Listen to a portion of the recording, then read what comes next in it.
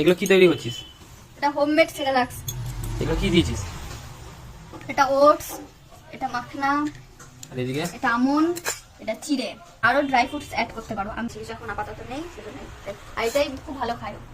কিভাবে কি করতে হবে, মানে তৈরি কি করে করতে হবে? এটা কড়াইয়ে লো ফ্লেমে নেড়ে নিতে হবে, নেড়ে তারপরে মিক্সারে গুঁড়ো করে বা শিলে গুঁড়ো, আমি শিলেই গুঁড়ো করি, শিলে গুঁড়ো করে চেলে নিতে হবে।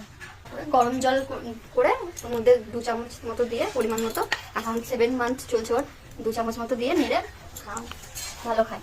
সকালে এবার ভেজে নি।